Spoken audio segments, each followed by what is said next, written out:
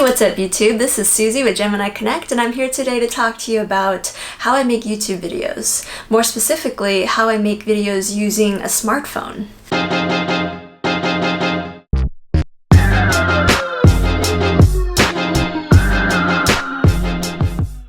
Now, before you laugh, let me just explain that I was also very skeptical about smartphones and their ability to take quality video or photo. I'm actually a self-employed photographer, and I have been since 2012.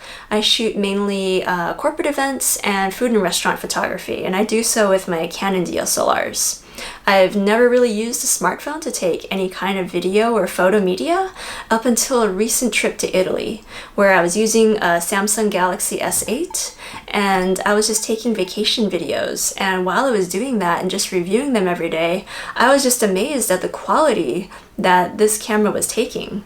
I mean, the 4K video that comes out of the smartphone is truly mind-blowing. I actually made another video that talks more specifically about the Samsung Galaxy S8 and some of the video features on that phone, and I'll leave a link to that video in the description below if you want to check that out. So this is my primary video making device lately. This is the Samsung Galaxy S8, and again, it shoots 4K video, which is pretty awesome, and it also has some in-camera stabilization, which means that I can film pretty smooth footage, like straight out of camera. I don't have to use any other external app, although I do use Final Cut Pro to do my editing, but I can take some really quality videos straight out of camera. So this has been my primary filmmaking camera for the last few months.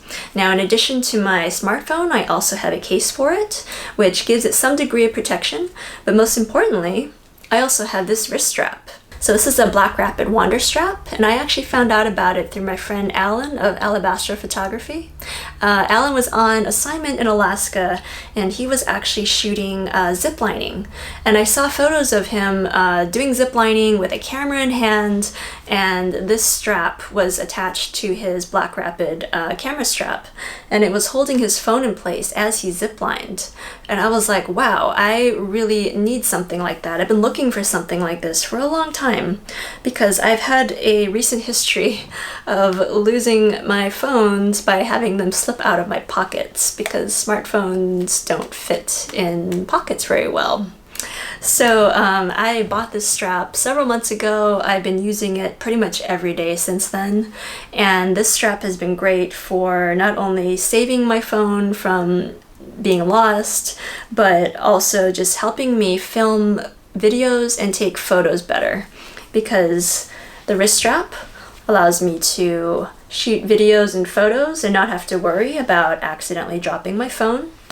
And it also comes with a high quality carabiner, so I can attach my phone to my belt loop buckle, to my camera bag, to my purse, and I don't have to worry about it accidentally falling out.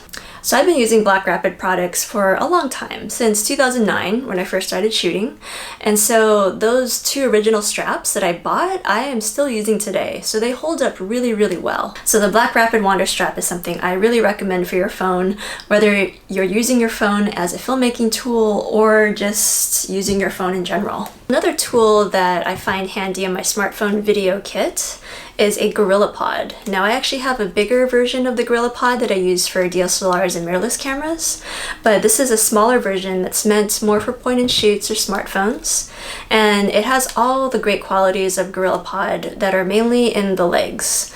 So these legs are super flexible, and you can attach this GorillaPod to just about anything. I mostly have used park benches, railings, and tree trunks. So you can hold your camera in place pretty well. And you can also use it as a regular tripod as well. So you might be wondering how you attach a smartphone to a tripod, and it's actually very simple and cheap. So this is a little adapter that is basically a spring. And so you can take your phone, you can actually leave it in the case, or you can take it out of the case if you'd like, and you just wedge your phone in there, and be careful to not hit any buttons as you're doing so, and your phone will stay snug. And at the bottom is a little tripod screw. So you can take pretty much any tripod plate and you can attach it to the bottom of this adapter, and there you have a smartphone mounted to a tripod. Now, I've been using this setup mainly when I'm shooting hyperlapses or time lapses on my phone, but I've also done this to shoot a long exposure of lightning in Milan and on my smartphone, and the photo actually came out to my surprise. So again, these smartphones are so much more powerful and flexible in terms of taking photos and videos than most people give them credit for. Another really indispensable tool for my smartphone video photo kit is an external battery. Now, this particular battery was made by Anker, and I believe that they've actually discontinued this particular model. I bought this several years ago, lost it on a trip in Thailand, and loved it so much that I actually bought a second one.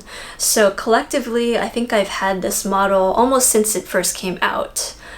Several years ago, and this battery has held up extremely well, and it actually can charge my phone at least 4 times over. This battery is super flexible. It can charge anything with a USB cable, so I mostly use it for my phone, but I've also used it for tablets, iPads, and even my camera batteries. My external battery came with a micro USB cable, and that was great back when my phones were charged by micro USB, but this is the first phone I've had that's actually powered by USB-C. And so as a result, I've had to buy some adapters. Now, this little adapter is also made by Anker, and it's really tiny, very easy to misplace, so get a bunch of them if you do. But you can take any micro USB cable, and let's face it, we all have tons of these by now, and it converts that into a USB-C cable. And I actually think this is a better method than going out and buying a bunch of micro USB-C only cables, because there's still a lot of devices out there that are still powered only by micro USB. So you want to have both types of cables available, and this is one of the best ways to kind of keep a minimal setup. Along the lines of external batteries and keeping your devices powered and juiced up, this is another piece of equipment that I have found indispensable since I got it a couple of years ago. I got it through Alaska Airlines, through one of their free grab bags, and this is one of the best complimentary gifts that I've ever gotten. So this is actually a pretty simple device. It powers any of your USB powered devices by plugging into a wall. But the best part is that it also has an adapter so that you can plug it into a car. And I find this super helpful for road trips or just any time I'm in a car, which is a lot of the time. So this has just been a really flexible device that hasn't left my camera bag since I've gotten it. So another tool that is worth investing in is a microphone to enhance the sound quality of your smartphone. Now, this particular model is the Rode VideoMic Me. I actually think it's the exact same microphone as the one that I'm using to record this video, which is the Rode Video Micro. It's attached to my Sony a6300 right now, and this really is the exact same microphone. It just has a slightly different setup in terms of how it plugs into the device. In this particular case, you simply take the microphone and you plug it into the audio jack of your smartphone, and you can point it in either direction depending on which camera you're using. And this is just a way to help you record audio better. And it's especially helpful if you're recording a vlog, or if you're doing an interview with somebody, or if you just have an instance where you want to make sure that your audio is crystal clear and sharp on your phone. And this microphone also comes with a windscreen, which just pops on right there.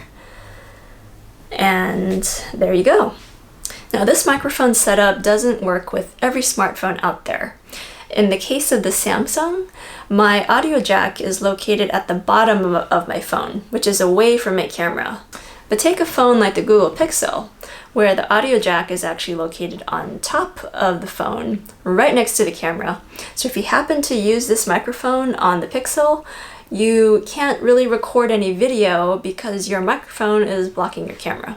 So just take that into account. The final tool I use to make smartphone videos is located in this case. It is a gimbal.